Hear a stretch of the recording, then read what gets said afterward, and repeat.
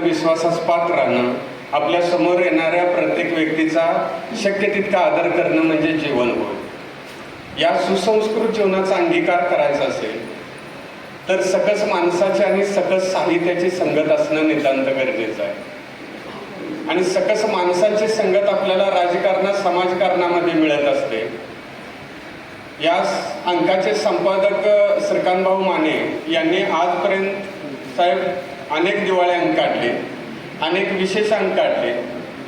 मग आता हे सगळं काढल्यानंतर आता काहीतरी नवं काढावं आणि काहीतरी वेगळेपणा करावा एवढ्या छोट्या गोष्टीनं प्रेरित होऊन हा अंक निघालेला नाही.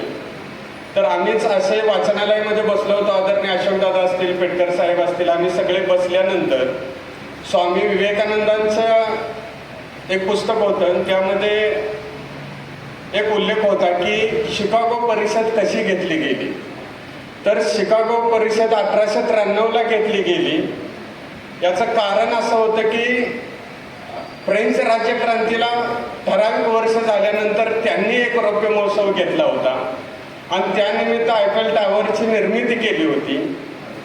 आणि त्यांचं पाहून अमेरिकेलाही वाटलं की 400 वर्षापूर्वी कोलंबसानं अमेरिकेचा शोध लावला आणि या 400 वर्षानंतर अमेरिकेने जी प्रगती केलेली आहे राजकीय, सामाजिक, साहित्यिक आणि एकूणच कृषी क्षेत्रामध्ये, औद्योगिक क्षेत्रामध्ये, त्याचा जगाला एखादा लाभ व्हावा किंवा त्या आडाने एखादी आपली प्रसिद्धी व्हावी म्हणून त्यांनी 200 एकरामध्ये 1893ला शिकागो परिषद घेतली. नंतर त्यांच्या लक्षात आलं की आपण प्रगतीच्या नावाखाली, विज्ञानाच्या नावाखाली लोकांना एकत्रित केलं तर जे कधीही येणार नाही. तर आपल्याला थोडं त्यात धर्माचं अधिष्ठान घातलं पाहिजे. म्हणून त्यात एक धर्म परिषद एक छोटासा भाग होता. आणि विवेकानंदांनी हिंदू वर्तमानपत्रामध्ये ही बातमी वाचली आणि त्यांच्या लक्षात आलं की आपल्या भारताची भूमिका आणि विज्ञानवादी दृष्टिकोन लोकांना सांगता येईल. हा विषय आमच्या लायब्ररीमध्ये होत असताना लक्षात आलं की ज्या ज्या वेळेला आपण ह्या सगळ्या गोष्टीचं अवलोकन करतो, चिंतन करतो, त्याच वेळेला आपला भारत असेल, राज्य असेल, आदरणीय पृथ्वीराज बाबांचं मनापासून स्वागत करतो.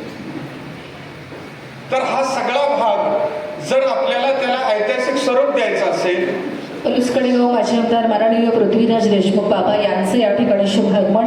आपलं मनपूर्वक सहर्ष स्वागत. आसनस्थ होण्याची आपल्याला सन्मानपूर्वक विनंती. आणि मग अशा पद्धतीचा एखादा अंक भोसले साहेब काढायचा की जो अंक आजपर्यंत महाराष्ट्रामध्ये कोणत्याही तालुक्यानं काढला नसेल. मग त्याची जी निर्मिती करायची आहे ती कोणत्या पद्धतीनं करायची आणि त्यासाठी लागणारा खर्च कशा पद्धतीनं उपलब्ध करायचा.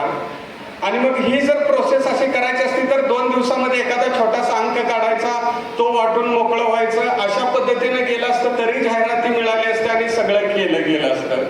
परंतु आजपर्यंत सगळ्यांचं लक्ष आणि मनामध्ये एक असतं की एखादा अंक निघणं, दिवाळी अंक निघणं, याच्या मागं फक्त अर्थकारण असतं. जाहिरातीच्या माध्यमातून 4 रुपये मिळवणं हीच गोष्ट असते. पण आजपर्यंत कोणताही पत्रकार, कोणताही संपादक आणि कोणताही लेखक BMW मधनं फिरलेला आजपर्यंत बघितलेला नाही. कारण त्याच्या मनामध्ये कुठंतरी एक सामाजिक भावनाचा एक किडा असतो आणि त्यातून त्याला वाटत असतं या ना त्या माध्यमातून काहीतरी करावं म्हणून तो रक्ताचं पाणी द्यायच्या आराधनाने तत्वाची साधना करतो. आणि त्याच पद्धतीने हा अंक काढत असताना संपादक श्रीकांतभाऊ आणि संपादक मंडळाची अवस्था झाली. किशोर कुमार एकदा एका संगीतकाराला भेटले आणि किशोर कुमारांना ते म्हणले, बापू कसं चाललंय? किशोर कुमार म्हणले, अत्यंत वाईट परिस्थितीत आहे मी. म्हणले काय झालं? तर म्हणले की चित्रपट काढायला लागलोय, डायरेक्टर म्हणतोय की पैसे पाहिजेत आणि निर्माता म्हणतोय पैसे लय खर्च व्हायला लागलेत. मग पुढचा संगीतकार म्हणला, डायरेक्टर कोण आहे? तर म्हणले मी आहे. आणि निर्माता कोण आहे? म्हणले मीच आहे.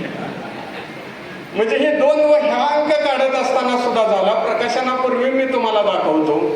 निश्चितपणाने यामधली क्वालिटी असेल, यामधले शब्द असतील, यामधले सगळे फोटोग्राफी असेल, अतिशोक्तीचा अलंकार दोष स्वीकारून सांगतो की महाराष्ट्रामध्ये एखाद्या तालुक्याचा रौप्य महोत्सवी अंक दुसरा कुठलाही इतका दर्जेदार निघाला. मग हा अंक प्रकाशित करत असताना लोक सहकार्य करतील का? परंतु या पलूस तालुक्याचं एक वैशिष्ट्य आहे की या पलूस तालुक्याच्या निर्मितीनंतर 25 वर्षामध्ये एखादी अघटित घटना घडून तालुका बंद झालाय अशी एकही बातमी नाही. राजकारणामध्ये एखादं भूत ताब्यात घेतलंय आणि तिथं काही दंगाधोपा झालाय अशी एकही बातमी नाही. हा महाराष्ट्र ज्या वेळेला पुरोगामी महाराष्ट्र म्हटलं जातं त्यावेळेला स्वर्गीय यशवंतरावजी चव्हाण साहेब असतील, आदरणीय क्रांतिअग्रणी डॉक्टर जी डी बापू साहेब असतील, रामचंद्र मामा पवार असतील क्रांतीवीर, आणि एकूणच सगळे नाना पाटील असतील, ह्या सगळ्यांची कर्मभूमी ही पलूस तालुका झालेला आहे. चव्हाण साहेबांचा जन्मही या पलूस तालुक्यामध्ये झालेला आहे. ही गोष्ट देशासाठी, राज्यासाठी आणि आपल्यासाठी महत्वाची आहे. त्या तालुक्याचा अंक किती दर्जेदार निघाला पाहिजे, त्या तालुक्याचा अंक किती देदीप्यमान निघाला पाहिजे, आणि यासाठी सर्व राजकीय सामाजिक क्षेत्रातल्या लोकांनी अत्यंत महत्वाची भूमिका बजावलेली आहे. आज इथं आदरणीय राजाचे चौगले साहेब आलेले आहेत. त्यांनी जाहिरात दिली. काय त्यांना मिळणार आहे साहेब? ही जाहिरात देऊन त्यांच्या आयुष्यामध्ये, त्यांच्या एकूण प्रगतीमध्ये 1 रुपयाचाही फायदा होणार नाही.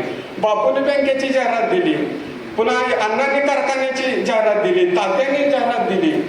हे सगळे पैसे यांना माहीत आहे की यातून काही त्यांच्या उद्योगामध्ये 1 रुपयाचा फायदा होणार नाही, परंतु तालुक्यामध्ये काहीतरी चांगलं घडतंय, साहित्याच्या माध्यमातून काहीतरी चांगलं घडतंय, आणि ते चांगलं घडत असताना आपलाही हातभार लागला पाहिजे ही भूमिका घेऊन ही लोक उभी राहिली, पाठबळ दिलं, म्हणून हा अंक आज इतक्या चांगल्या पद्धतीने उभा राहिला. आणि या पुस्तकाचं प्रकाशन कोणाच्या हस्ते करावं?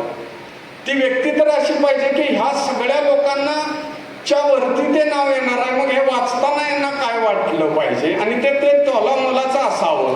आणि त्यावेळेला एकमेव नाव निघालं म्हणजे वंदनीय भोसले साहेब, वसंत भोसले साहेब. याचं कारण या महाराष्ट्रामध्ये पश्चिम महाराष्ट्रातल्या बोरी बाबळी पाठ असलेले एकमेव संपादक म्हणजे वसंत भोसले साहेब. आपल्याला माहिती नाही, इतकं देवरास्ते, कुंडल, इकडले तिकडले फुलं, सगळं त्यांना माहिती आहे.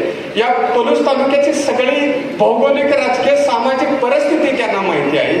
अशा वेळेला ते या पुस्तकाच्या प्रकाशनाला आले हे निश्चितपणाने संपादक मंडळासाठी अत्यंत गौरवाचं. आणि ही यादी पाहिल्यानंतर एखाद्या सांस्कृतिक कार्यक्रमाला एवढे सगळे नेते सामाजिक क्षेत्रातले येणे ही 25 वर्षातली मला वाटतं पहिलीच घटना. बापा ज्या वेळेला किरण तात्यांनी बघितली पत्रिका, मी म्हटलं बोलायचं तुम्हाला, तात्या म्हणलेला काय ह्यातली नावं बघितल्यानंतर शोले चित्रपटातली स्टारकास्ट आहे ना, जय वीरू ठाकूर, गब्बर, सामा, कालिया, बसंती मावशी, यो तालुका आम्हीच निर्माण केला म्हणणार एखादा सुरमा बाप्पांनी सुद्धा असेल. तर ह्या सगळ्यातून आले. एक जण म्हणला मी विशालदादांचं भाषण ऐकायला, म्हटलं चांगलं केलं बाबा. म्हणजे हे सगळ्या गोष्टी येत आहेत की बाबा इथं सगळे आलेत, खरात सर आहेत, अनिल भाऊ आहेत, पापा आहेत, गरुड साहेब आहेत.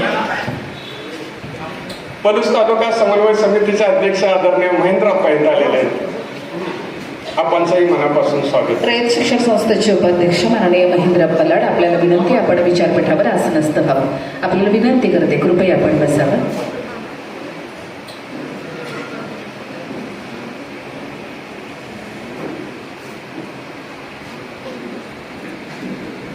आता अप्पा आले तर एक विषय 2 दिवसापूर्वीचा सांगतो. ज्या वेळेला ही जी कच्ची पत्रिका बनवली त्यावेळेला अण्णा आणि या बाजूला आप्पांचं नाव होतं. आप्पांनी पत्रिका बघितली आणि म्हटले की भोसले साहेब अण्णा झाल्यानंतर, खासदार साहेबांच्या नंतर माझं नाव घे.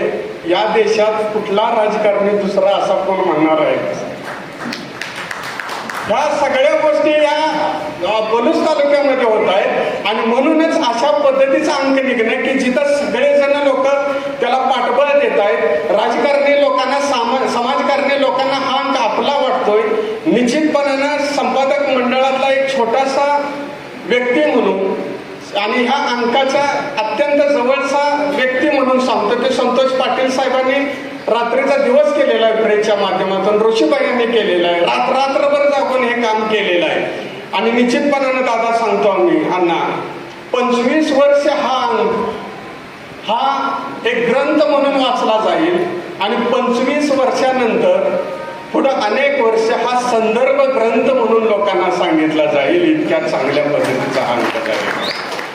आणि निश्चितपणाने सगळे नेते आले, सगळे उद्योजक आले, सर्व हितचिंतक आले, साहित्यिक आले. आणि हा सोहळा रात्रभर हा कसा होईल वाटत होतं, पण अपेक्षेने ओतप्रोत भरलेला हा मेळावा, हा सोहळा अत्यंत दैदिप्यमान होत असताना आपण सगळेजणांनी त्यात भर घातली. आपल्या सर्वांचं पुन्हा एकदा मनापासून स्वागत करतो आणि थांबतो.